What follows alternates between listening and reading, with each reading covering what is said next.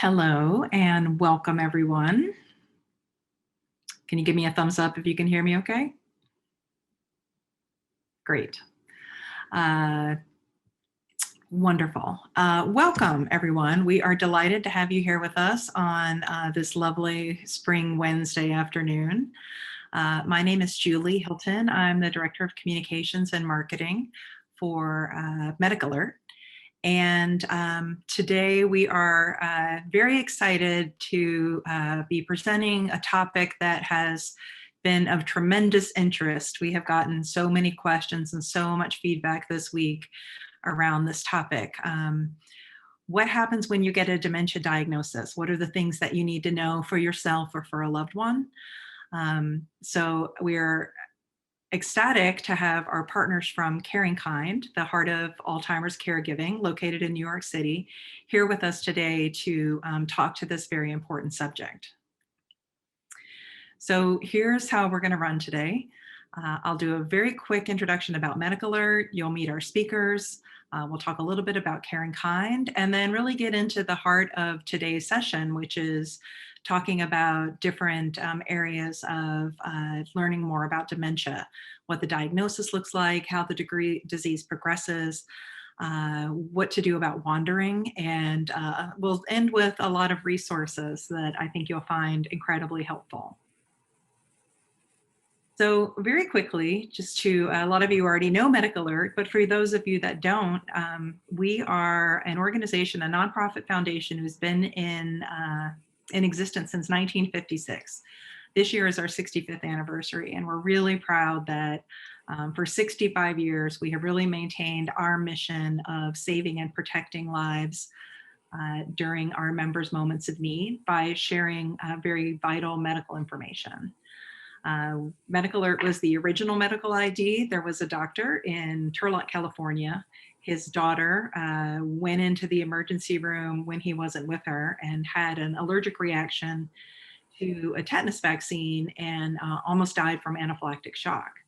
And as a doctor, he's like, I need to figure out a way to protect my daughter. I need a way for someone to know that she has this condition and what to do. And he for a while had her wear a paper bracelet, or he pinned things to her dress when she was going to school. But when she went away to college, he knew he needed a more permanent solution. He designed the very first, very similar to what I'm wearing now, actually, the first sterling silver MedicAlert ID, and sent her off to college. And a lot of her friends were like, wait a minute, I have diabetes. I need someone to know about that. I have a heart condition. I have asthma. And very quickly, Dr. Collins realized that this idea was bigger than his daughter and had the potential to be a real life-saving service for a lot of people living with chronic medical conditions. So that's kind of how MedicAlert started in 1956. And what we've continued to do since then is really provide a 360-degree service that goes just beyond the ID. All MedicAlert members maintain an online health profile that includes not just what's engraved on the ID, but also medications, allergies, immunizations, past surgeries, implanted medical devices, anything really that a first responder would need to know in an emergency. And then we operate a 24/7 emergency response team, and that team is there whenever a call comes in from a first responder, a Good Samaritan, to make sure that that person receives the treatment and care that they need. And like I mentioned from the beginning, we are and always have been a nonprofit organization. So how does that work? As I showed you a second ago, the MedicAlert ID has your important information engraved on the back. When first responders see this or a Good Samaritan sees this, they contact our 24/7 emergency response team. Our team is able to relay the health information that's critical in that situation and also reach out to emergency contacts. And what that results in is making sure that no matter what kind of condition you're living with, that you receive fast and accurate care. And as we talk about this a little bit later on, this is really critical for people living with dementia and their caregivers. We'll talk more about wandering, but One of the things that MedicAlert does is 24/7 wandering support for people that may have are either found wandering, or have gone missing. And we'll talk more about that later, but really important for this audience. So I am delighted today to introduce you to two pretty tireless people who are advocates on behalf of people living with dementia. Again, from our partner, CaringKind, the heart of Alzheimer's caregiving in New York City. I'll first introduce Elizabeth. Elizabeth Bravo Santiago is the director of the Wandering Support Services for CaringKind. CaringKind was formerly known as the Alzheimer's Association of New York City. Elizabeth's responsible for the overall operation, marketing, and management of the Wanderers program at CaringKind, with the goal of ensuring that the program is available to all New Yorkers who need it. She has over 25 years of experience working with people diagnosed with Alzheimer's disease and other dementias. As part of her role, Elizabeth works very closely in partnership with the New York City Police Department, providing training and education to police officers, detectives, PSAs, and others in law enforcement. She also educates family caregivers and paid professionals about the Wanderer Safety Program and ways to ensure safety for people with dementia. So welcome, Elizabeth. Next, I'll introduce Adina Segal. Adina is a licensed clinical social worker, is a social worker at CaringKind. She provides information, education, and support to families affected by dementia. Adina is passionate about working with individuals and families impacted by issues related to the illness and aging, and has been working with this population for the past 15 years in different capacities. So between you, we have about 40 years of experience in working with dementia populations. So welcome very much. We're very glad to have you today. Thank you. It's a pleasure to be here. So I will ask you now to tell us a little bit about CaringKind, and then we'll get into the question and answer section.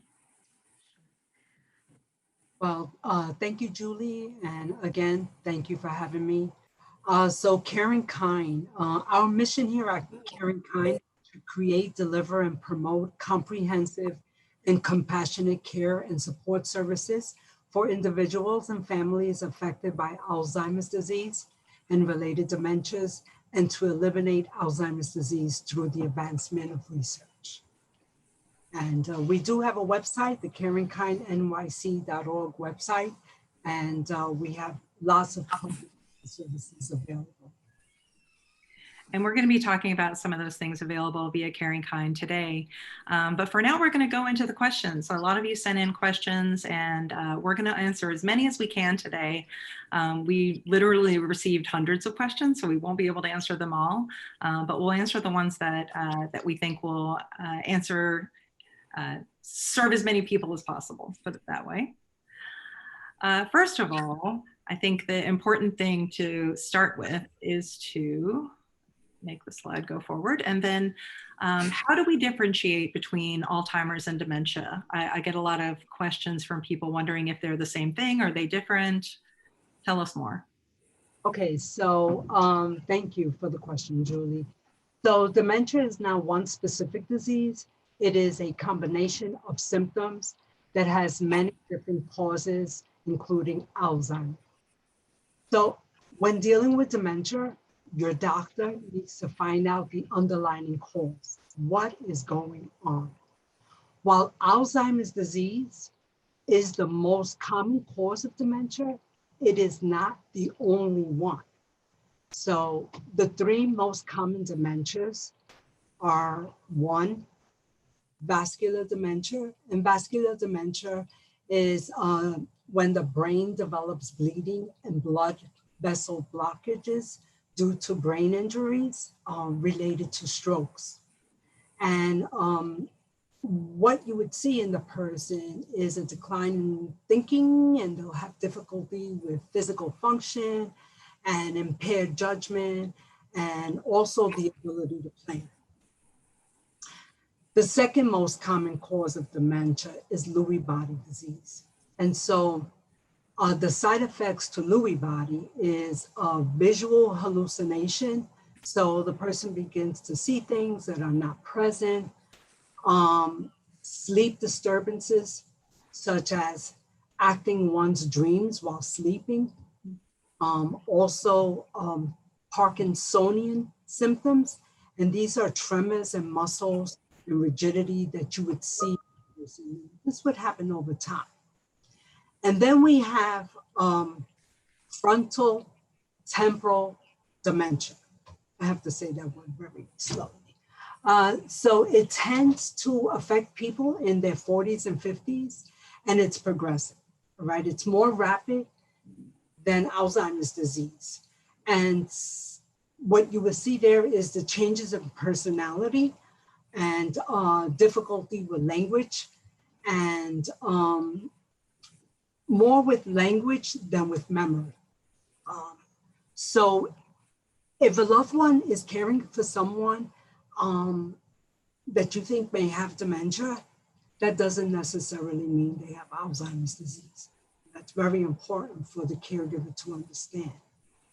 More importantly, the caregiver needs to take their loved one to a doctor to get evaluated, because we have reversible dementias, okay, that could look like symptoms of dementia.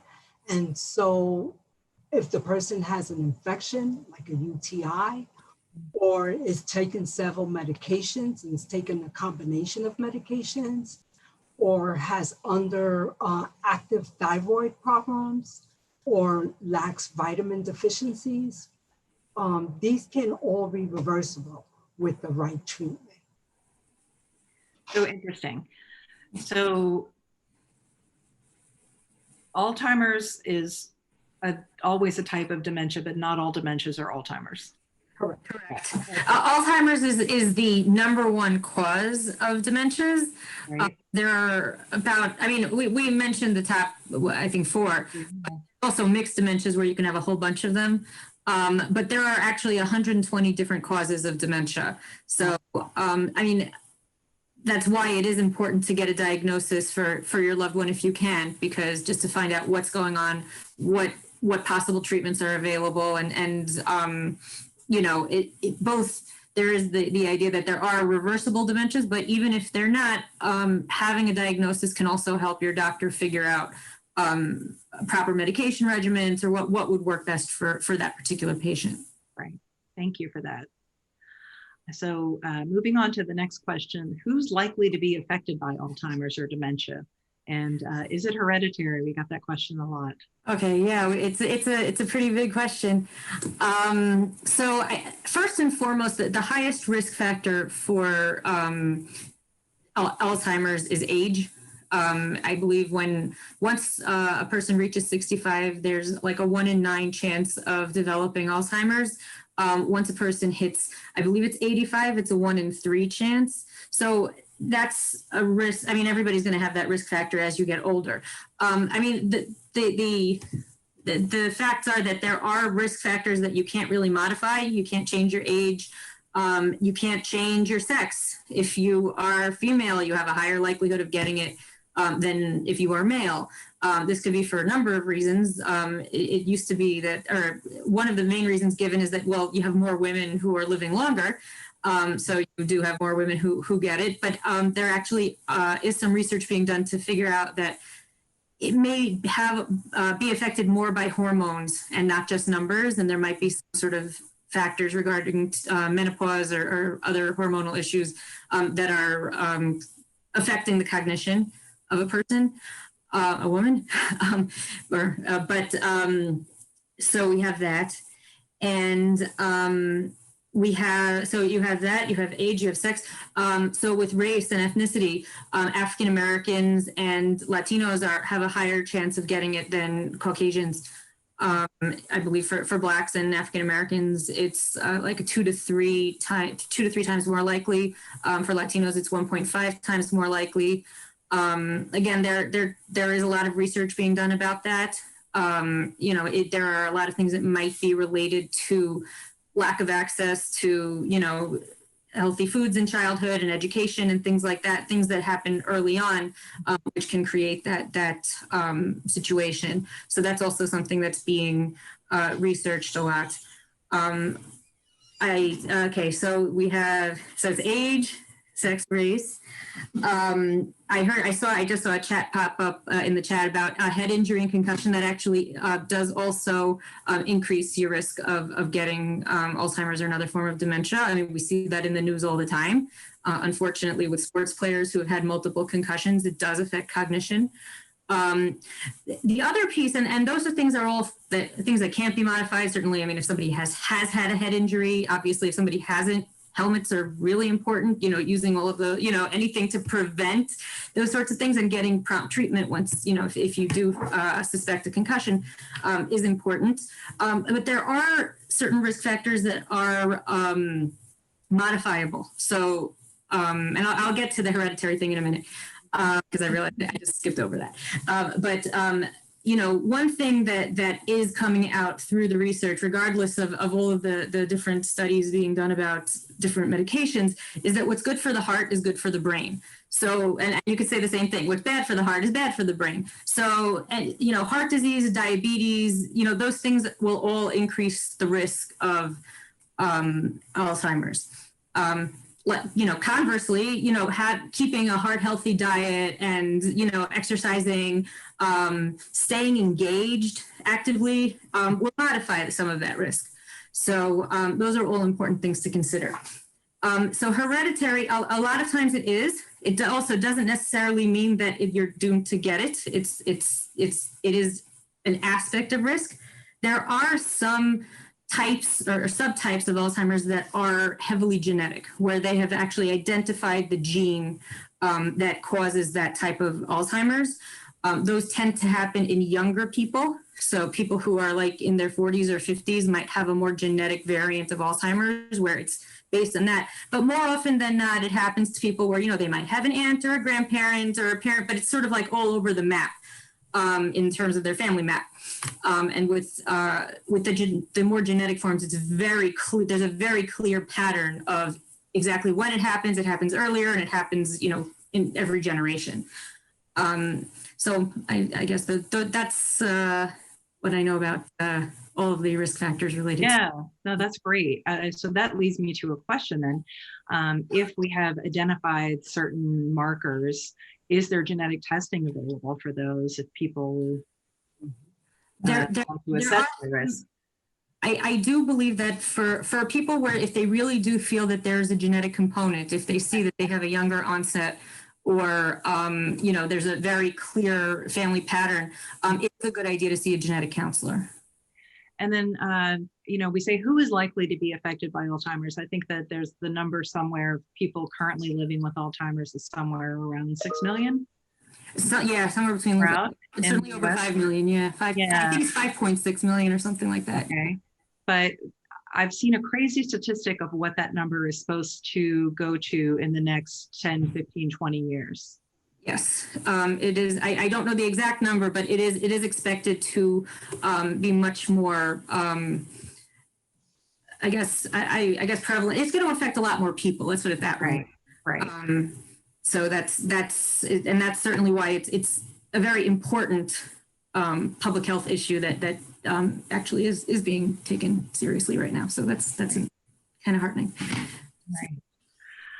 So what are some of the early signs of dementia, Alzheimer's, and is personality change one of them? Yes, personality change definitely is one of them. And so we have early warning signs, and there are several warning signs, and mild forgetfulness can be a normal part of the aging process.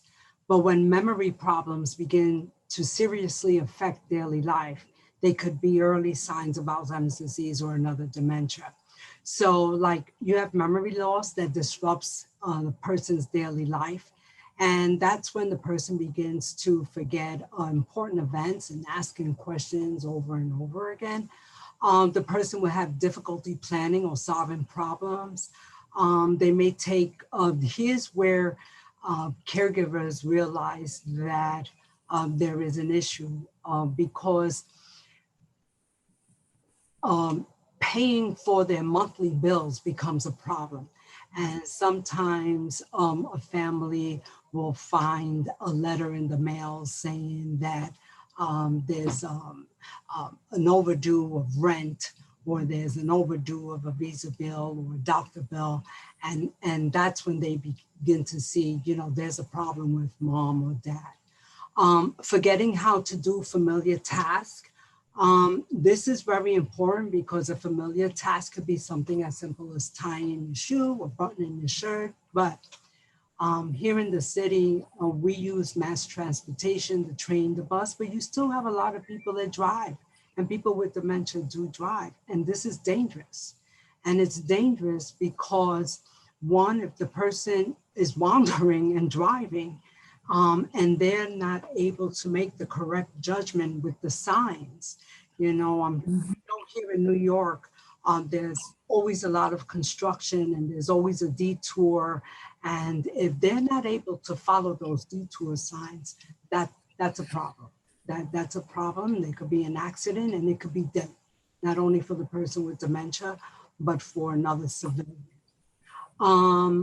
New problems with words and speaking or writing, this becomes an issue, and the caregiver may see it in a person.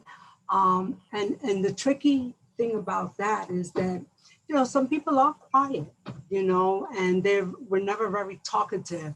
But when you see that the words are not coming out of their mouth, or they're not able to make a complete sentence, and the sentence is incoherent, then that's something to look at. And misplacing objects and the inability to retrace. Now, I don't think anyone on this program today has never misplaced. I'm sure we have, my glasses to my keys, and here, we use a Metro card, and I'm always using my Metro card, but I could retrace what I've worn. They're in my jean pockets or my coat pocket, When you notice that your loved one is not able to retrace, then that's something you need to be aware of. That's definitely a warning sign. And withdrawal from work and social situations, and difficulty initiating activities and participating in social interactions. If your loved one was, a very active person, bike riding, playing paddleball, playing dominoes with the friends, once a week on Friday, even at work, maybe very active and sociable. And then you see that the person has stepped back a little. They're playing dominoes, but it's taking them twice as long to put that chip down. At work, during meetings, maybe it was the person that always had great ideas and suggestions, and then all of a sudden they're more laid back and quiet, and they're not involved as much with friends. Maybe they used to go out on Saturday mornings for breakfast and chit chat, and then all of a sudden you see, your friend is like moving away, and it's not enjoying the Saturday breakfast with their friends. So these are warning signs, and of course the mood swings and changes in personality. And that's a tough one because, there are many people have mood swings, I've always heard the joke of, that this must be the menopause time, but this is something you really have to look at, like the mood swing and the personality. Is it more of an aggressive personality? Is it more of a withdrawal personality? And when do these mood swings happen? Are in the morning, or when they're just around the home and not being involved and active? So, the early warning signs for a caregiver are very important to be aware of and to, keep in tune up with the person.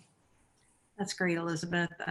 That's super helpful. And I think we all can look at things that we would be able to recognize in other people, see those changes. I know some people have asked, from a memory loss standpoint, how do you differentiate between just the sort of standard memory loss that comes with aging and one that might indicate a dementia? Well, you see, the one with aging is if you could recall where you left the object you're looking for, then, that's not a problem, because dementia is not a normal part of aging, but we all forget. We all forget things. We may forget that we have an appointment with the doctor on July 17th, but you know what? If you remember to go to your, well, now people have phones where some people log it into their phone, but you still have a lot of people that use an appointment book and have calendars at home, and they may jot it down. But if you remember to search and look around and find it, that I make a note of it, then that's the difference. Yeah. The retracing part is the difference of dementia and just normal part of it. I think that the main difference or the main question is really about how functional is the person. If it's memory loss or memory lapses that aren't affecting a person's day-to-day functioning, it's pretty normal in the normal range of aging. But if it's really impairing somebody's ability to function in their day-to-day life, then that's already a sign that this could be Alzheimer's or another form of dementia, and you might want to get it checked out. When I'm training caregivers, I'll say, we all forget our keys. I'm one of those people too, but it's when we forget how to use a key that already becomes a real issue of concern. That's a good distinction. Thank you. Right, and you could use a key also, like, these warning signs are very important too, because with people that are driving, they could use a key to get into the vehicle, right? But do they have that judgment of knowing when to stop if they see maybe a little kid going across getting a ball? Do they have that judgment to put their foot on that brake? Do they have that judgment that if it's raining out, that to slow down, that, the roads are wet? But yeah, the 10 warning signs should always be on the refrigerator door. Good idea. Thank you. I really like this next question because I think this is something that we all struggled with, and I was so glad someone asked this. How do you talk to someone when you notice that they're having memory issues and you see some of those warning signs we just talked about, and you suspect that there might be something more going on there? It's a difficult conversation to have. How do you get started? Yes, it is. It's a very difficult conversation, and it's a difficult conversation because, you really cannot convince a person with dementia about anything. You just can't. So it's really up to the caregiver to decide how they're going to approach it. Keeping in mind the 10 warning signs, right? The warning signs, you could come right out and ask the person, you could say to them in a very calm way, which is very important when approaching someone with dementia. I'm worried about you. I've seen a little change in you. And you could give them some examples, and you could say to them, can we go to the doctor?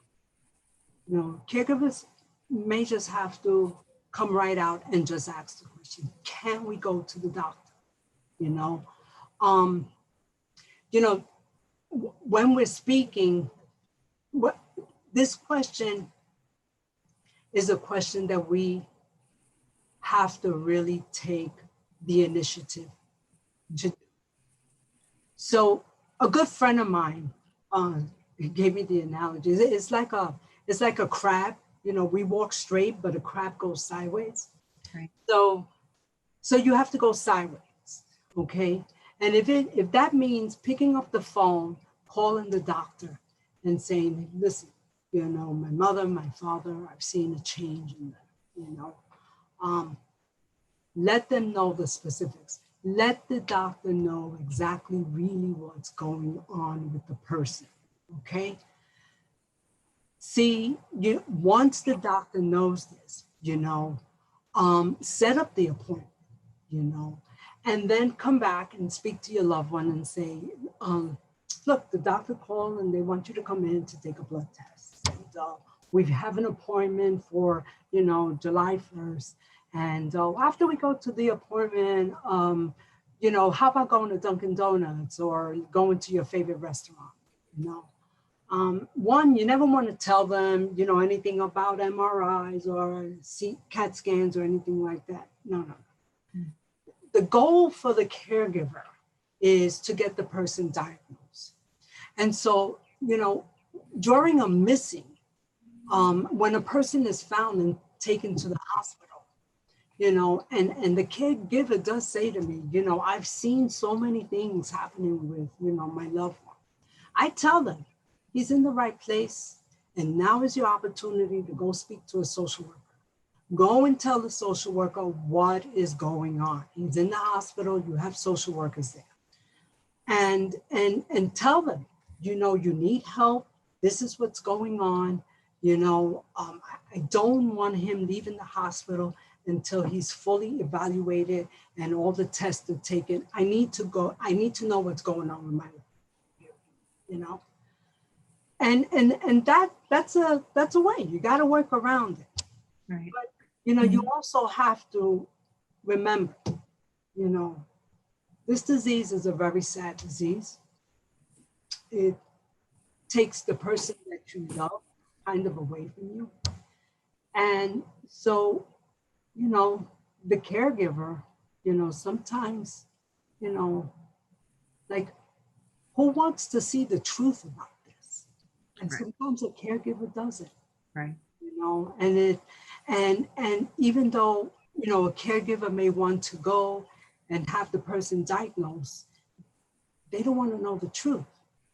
But I just want to say to a caregiver that if you don't find out what's going on, and it is something that's reversible, you can take care of it. But most important that, if this person does have dementia and wanders and gets hurt or wanders for, 2 or 3 days and not found until the 4th day, it's going to be worse. Wandering is life-threatening. And getting a person diagnosed and getting a good plan of action for this person's health and well-being, as well as you as the caregiver. Right. Because if you're seeing signs and symptoms and you're concerned, that concern, that stress is putting, a lot on you. You need to find out. Absolutely. So, take the opportunity to talk to, a social worker. If the opportunity is there, you could always call CaringKind. Yeah, work around the person. It's okay. It's okay.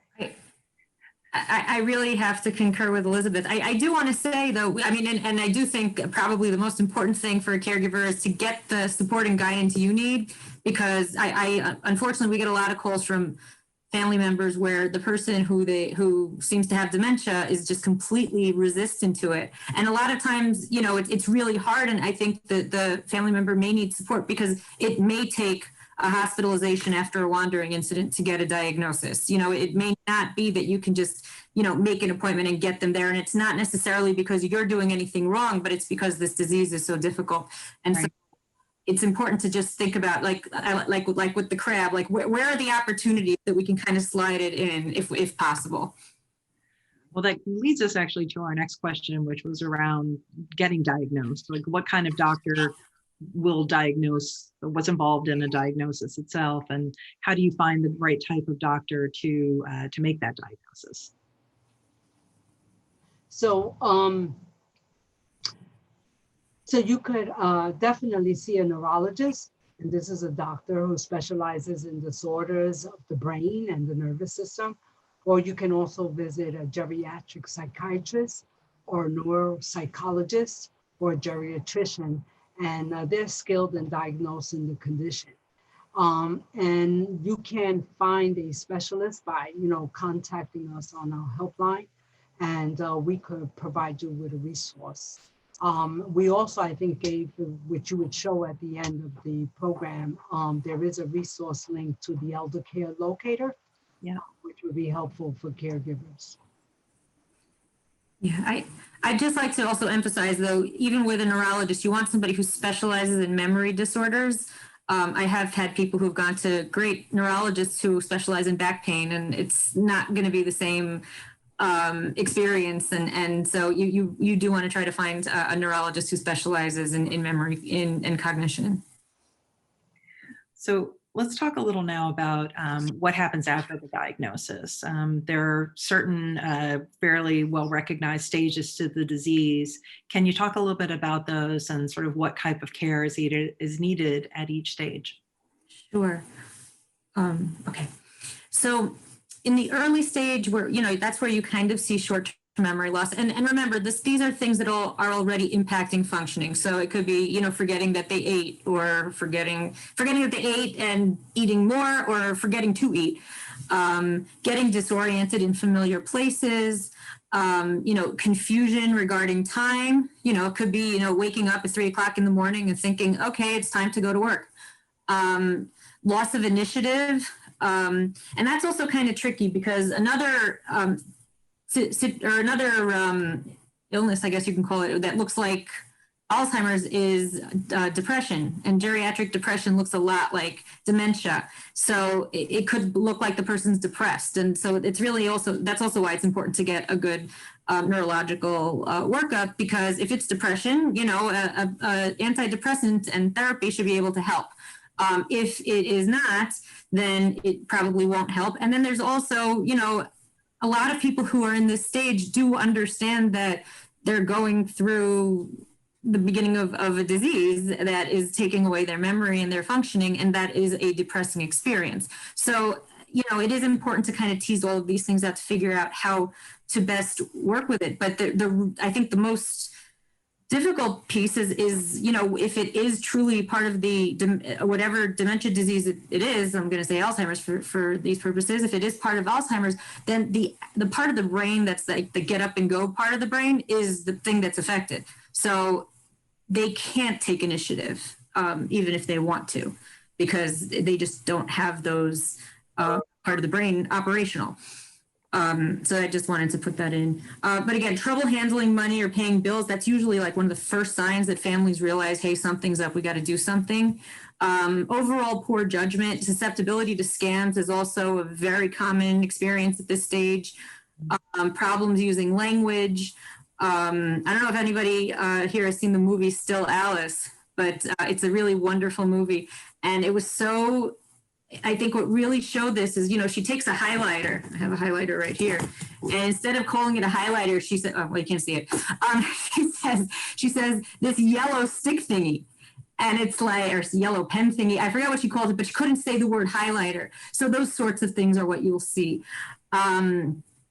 Difficulty learning new things, difficulty completing regular tasks. You might have trouble showering, trouble bathing, changing clothing. And at this point, for our caregiving purposes, we want to focus on enabling the person to be as independent as possible. I would say that, sometimes, ironically, the way to be independent is by accepting help. And this can also be a really big issue. And I don't think we even have enough time to talk about that, but that's like a part 2. But, now would be the time to start getting a home health aide in for a few hours.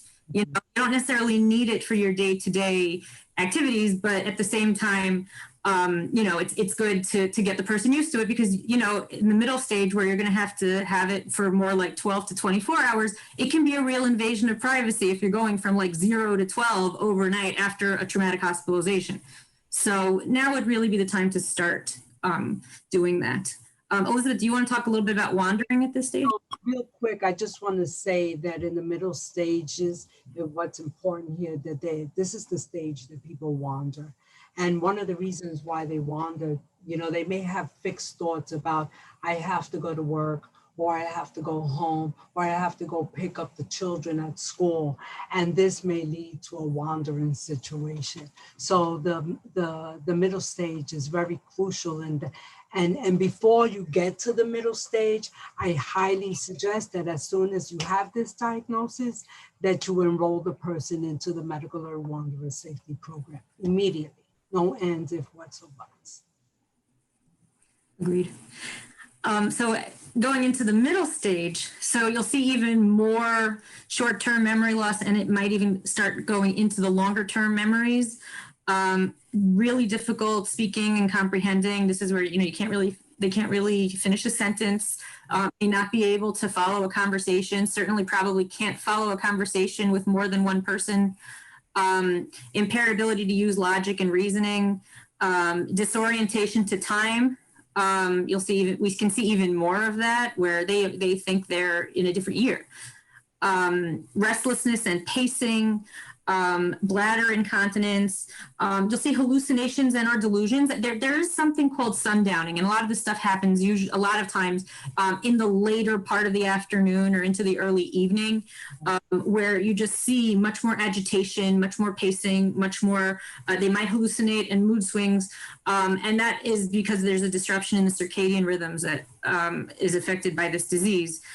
So you know, some of it is by the middle of the day, a person with dementia at this point they're spent. You know, so a lot of them can kind of keep it together in the morning, but it takes so much energy that they're just gone. So you really want to try to keep things calm and, you know, restful in the later parts of the day to try to reduce some of that agitation.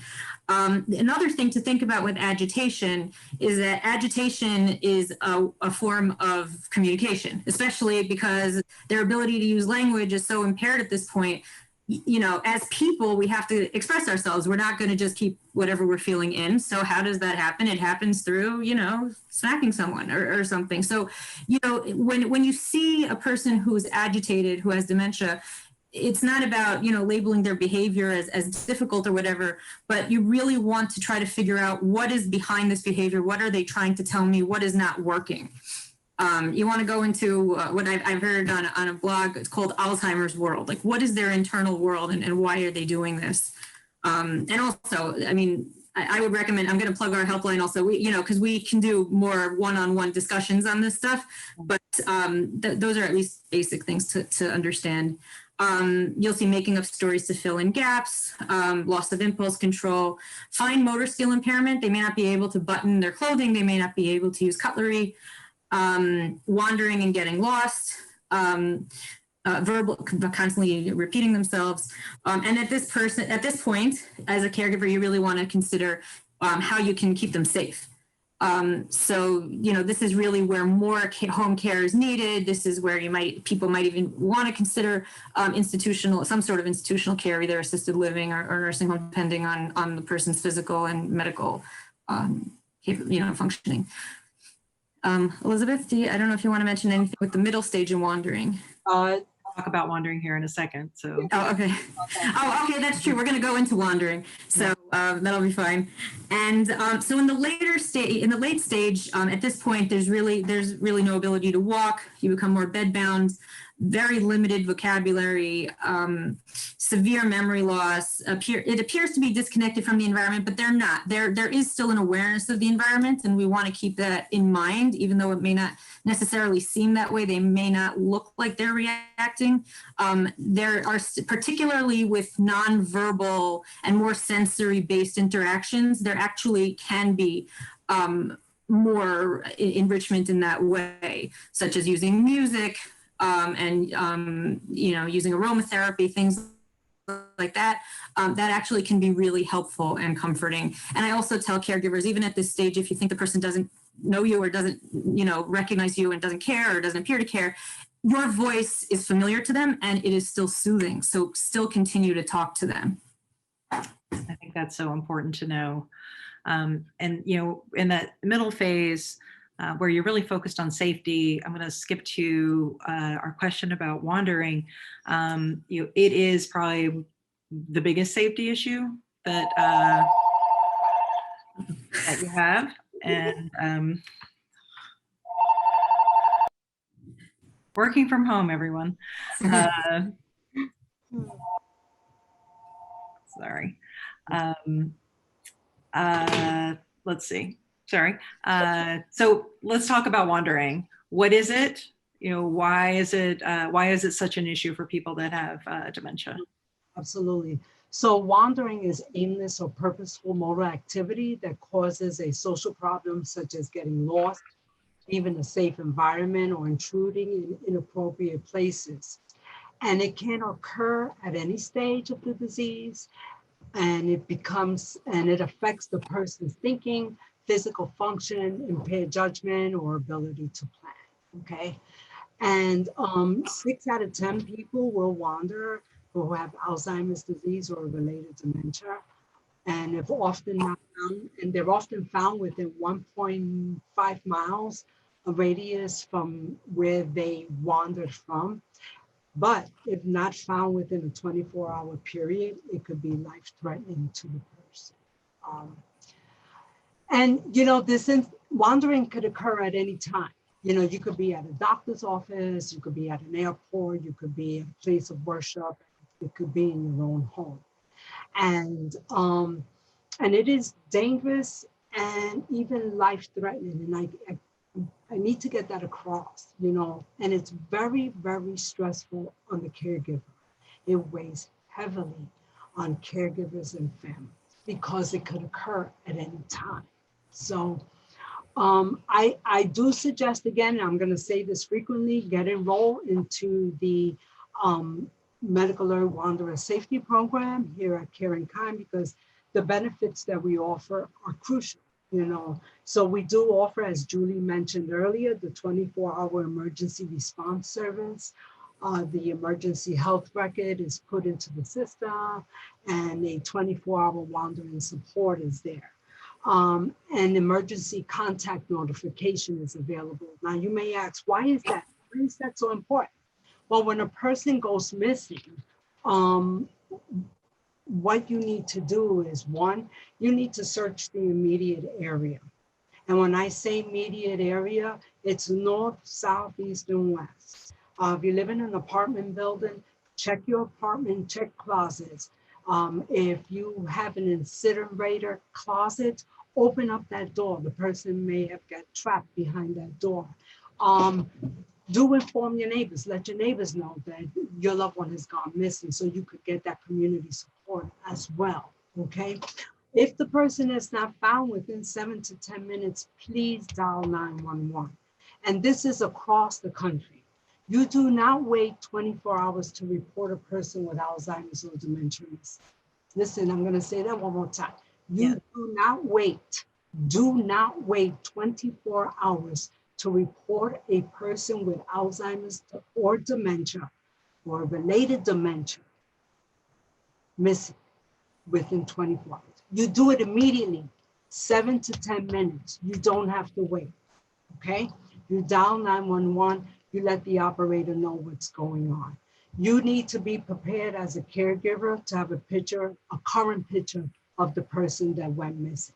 You need to know the description of the clothing. Now, this is a great time to take your cell phone before you leave the house, when you go to church, or when you go out to the theater, the movies, shopping, anywhere. I don't care where you go. You know what? Take a selfie. Take a selfie. Everybody's doing it. What's the big deal? Take a selfie, lock it in. You know why? Because if something happens, you have a current picture of the person and you know what they're wearing. Because I'll tell you, I hear it all the time from caregivers. Oh my goodness. I helped them get dressed this morning and I don't know what he's wearing. Nothing. So definitely, check the immediate area, 7 to 10 minutes, dial 911, let the operator know. The police are going to come to canvass the area, give them, answer the questions that they ask you, give them that photo that you took earlier in the day. Now, some preventive measures that you could do in the house, you could do some home modifications. You could camouflage your door. Do put small bolt locks. I don't want anyone going out to buy a lock where, God forbid, there's a fire and you and your loved one can't get out. That's not what I'm saying. Small bolt lock, put it on top of the door. If you have a patio door, put one back there in the front of the house as well. Camouflage your doors, your patio doors as well. If you're concerned about making holes in the side of the patio doors or your door, they have self-adhesive brackets where you put a pole up and camouflage the door. Safety measures as well is these little small rugs that we have around the house. Let's remove those rugs. A person can fall and hurt themselves. Always make sure that you have a gate. If you have a home that has steps, always make sure that you have a gate on the top of the steps. God forbid, in the middle of the night, the person gets up. You do not want them to fall down the steps. I know a lot of people enjoy hunting, they enjoy fencing, and they enjoy archery. Some people own guns. If the caregiver is concerned about having these firearms at home, what you can do is call your local police department, ask to speak to someone in the community affairs department, and you explain to them the firearms that you have at home, and you explain to them that your loved one has Alzheimer's and dementia and you're concerned. Until then, keep them locked safely in a safe or locked. When I say locked, keep them locked, okay, at all times. And then it's important, you know, people wander because they're bored or, you know, there's too much going on at home, especially during the holidays, or, you know, boredom, you know, especially now with the pandemic, everybody's home. Even, you know, we're working from home, so too much is going on, you know, like do some exercise. You know, you could do some dancing, some yoga at home. You can listen to music, sing along. You could do some baking with the person. Let them get involved. Let them cut. Important. If the person is having a hard time hydrating, you're not seeing that they're drinking enough, or you see they're losing a little bit of weight and you want them to eat more, invite them into the kitchen. Allow them to cut up some tomatoes and spinach and watermelon. These are good foods for not only vitamins, but water intake. You know, Brussels sprouts, broccoli, this is very good. Let them taste everything. If the person likes pets, you know, if you don't have a pet and you have a friend, a family member that has a pet, give them a call. Hey, listen, could you come over? You know, my loved one hasn't, you know, would love to pet a dog or your cat. Can you come over? I'll cook some dinner. You know, you make it happen for the person, you know. And one thing that I also find that's important with activities, humor, laughing.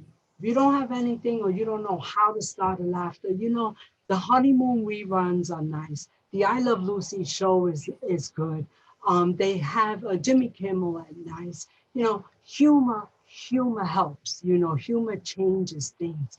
Little bit of laughter, you know, during the day to change a person's whole, you know, day and outlook on things. But please, Absolutely. you know, do get the person enrolled into the Wanderer Safety Program as soon as possible. So I will add something there. One thing I've often heard too is that it's important to keep things like keys, car keys, out of sight. That You don't want anything that's reduces a temptation or a thought to maybe go somewhere.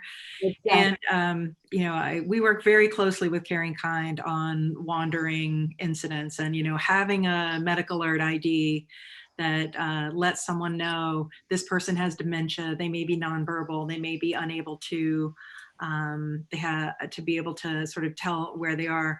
That member ID on there, you know, when they contact MedicAlert, we're able to say, okay, we know who this person is. We know who is in touch with them. Let's conference in their caregiver.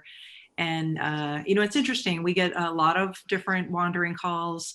About half of them are people that have wandered and are found very often by Good Samaritans.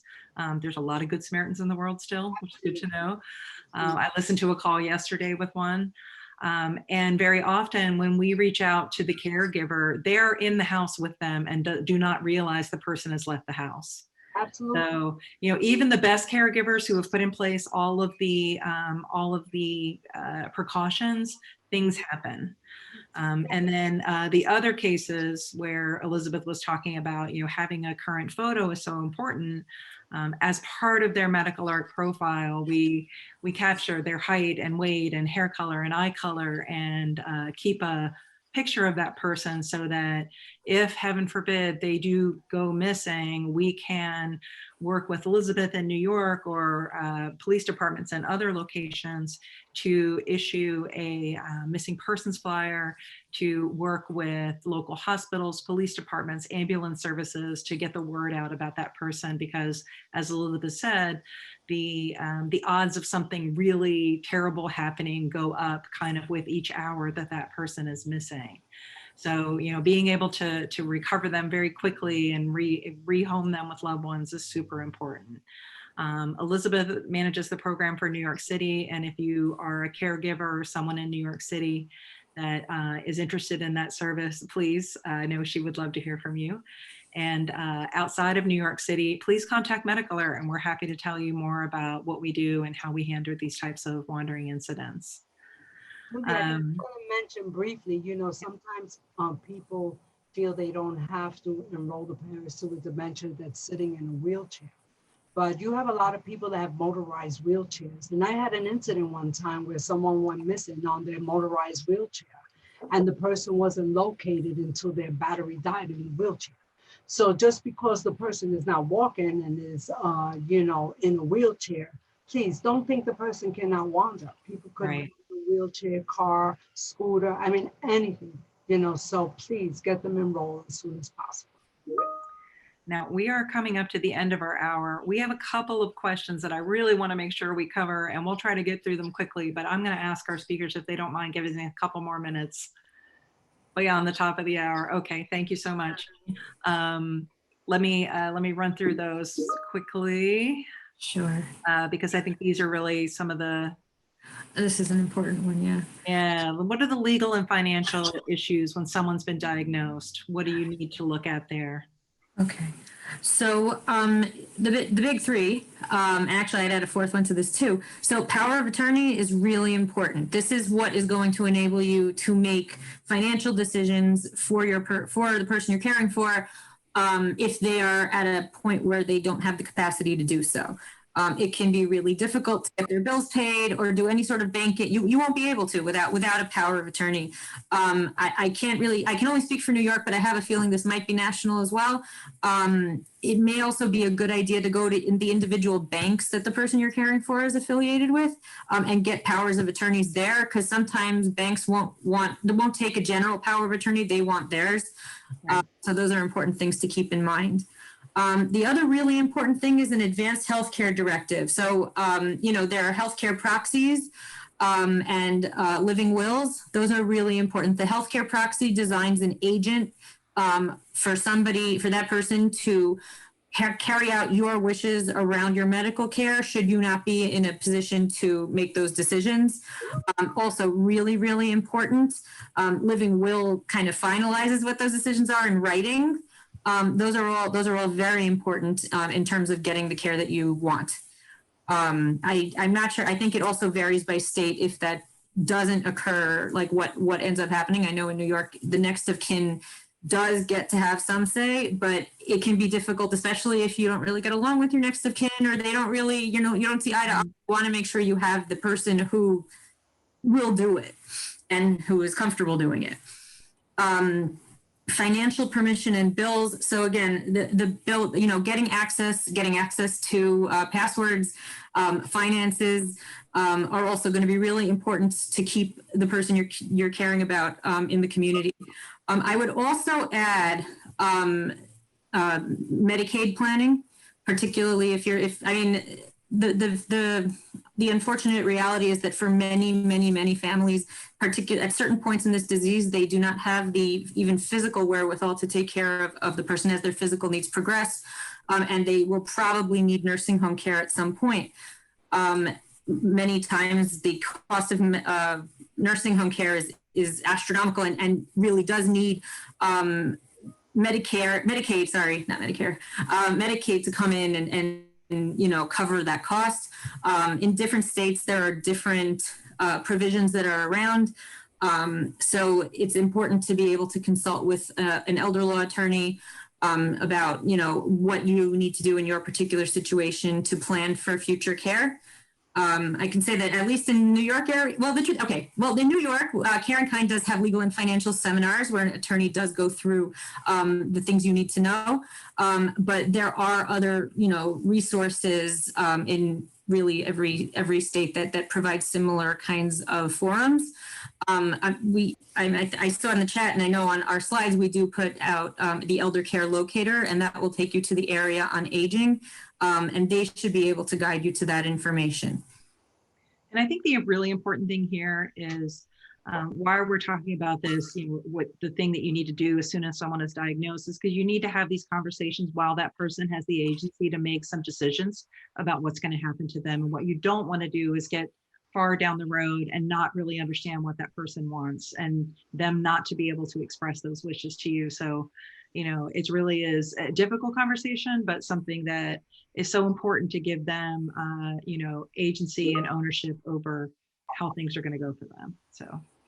Absolutely. It gives them agency. And it also, I mean, I've seen so many situations where if it's not spoken about, nothing is done.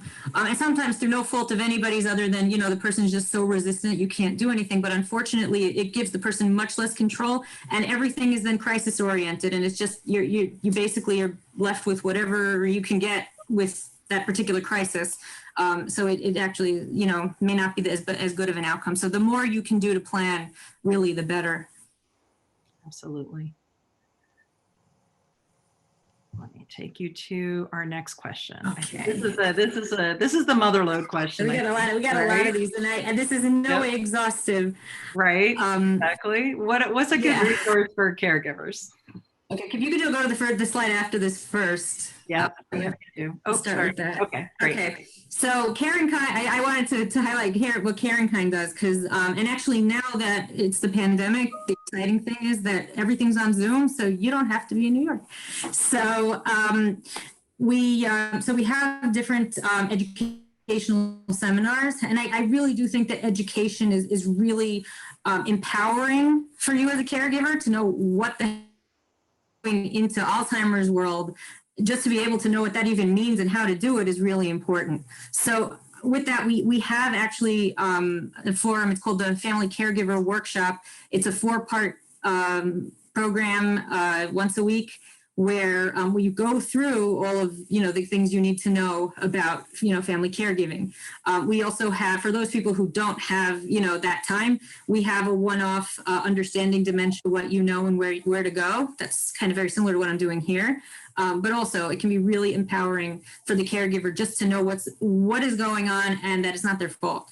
I mentioned legal and financial seminars and planning for Medicaid seminars. We also have monthly educational meetings, and actually, unfortunately, I didn't have a flyer for this, but if anybody is interested, and we will be giving our helpline number at the end as well, we will be having a monthly education meeting on May 10th, and that will be, I believe, at 6 o'clock, and it's going to be about meaningful activities to do with person with dementia.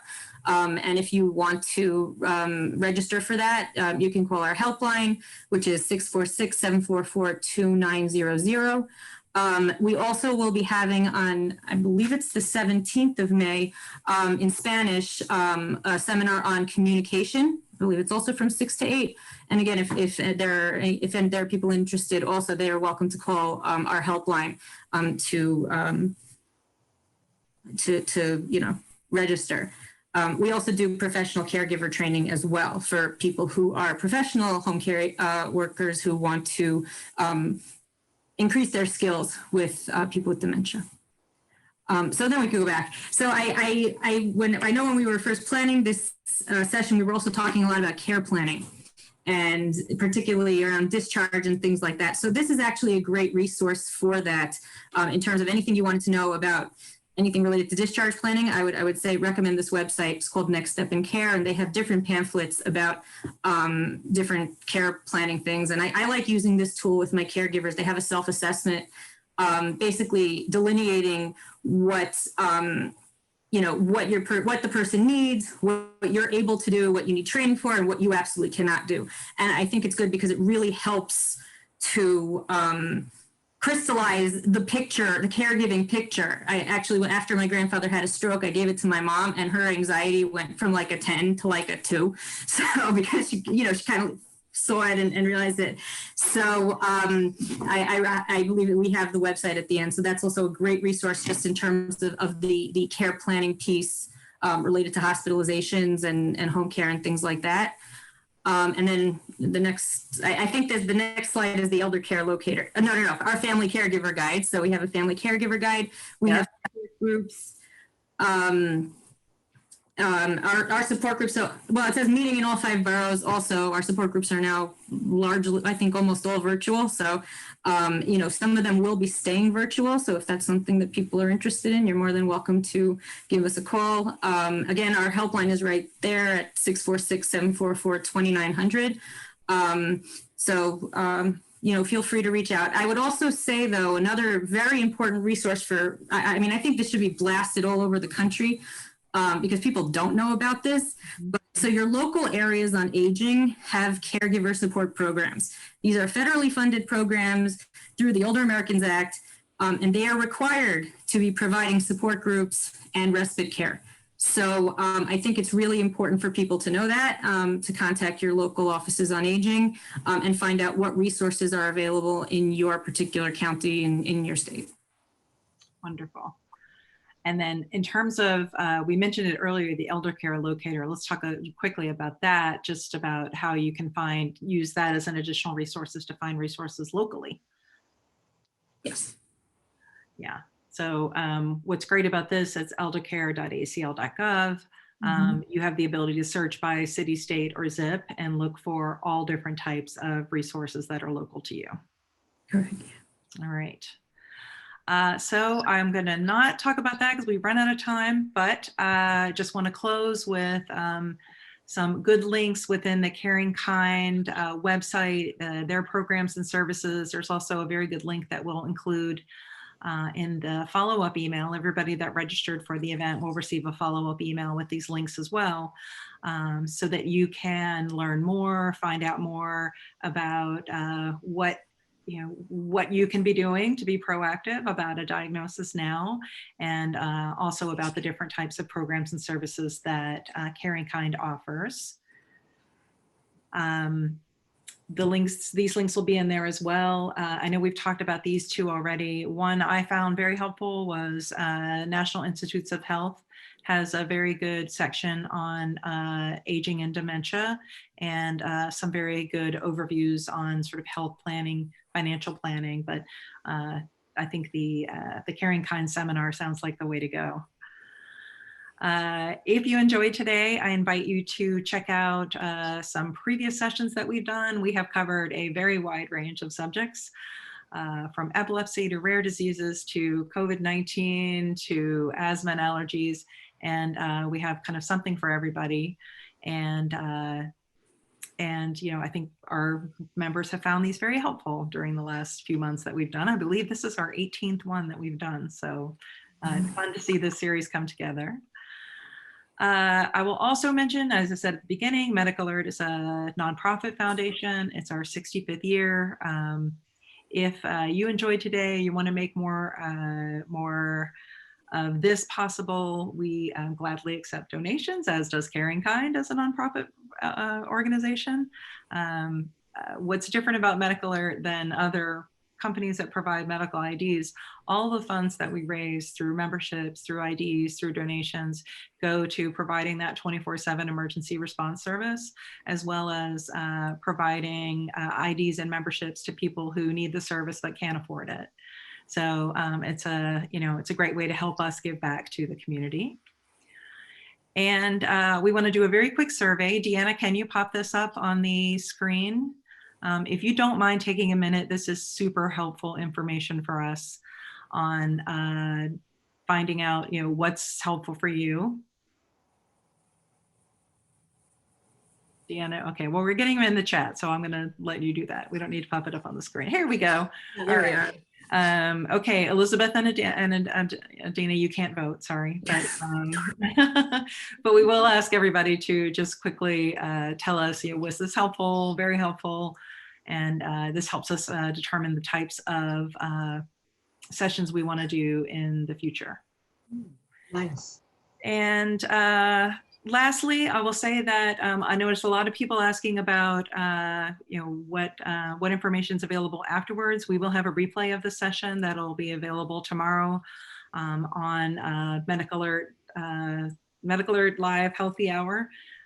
You'll also get a follow-up email again with the links to the replay and to the things that we talked about today. But I wanted to again say, Adina and Elizabeth, thank you so much. I mean, your deep love for and passion for people living with dementia and caregivers and what they're dealing with and trying to help find solutions for them just shines through in all the answers that you gave today. So thank you so much. And I hope that you'll come back and because there's so many more topic questions we didn't get to, I hope we can have you come back and speak with us again someday soon. Thank you so much. Thank you. It's a pleasure being here. And wonderful. All right. Thank you so much. All thank right. you. Everyone, thanks for staying a few minutes extra. We got to cover a lot of great stuff, and we're grateful for all of you for joining today. Have a safe and wonderful afternoon. Thank you. You too. Stay safe.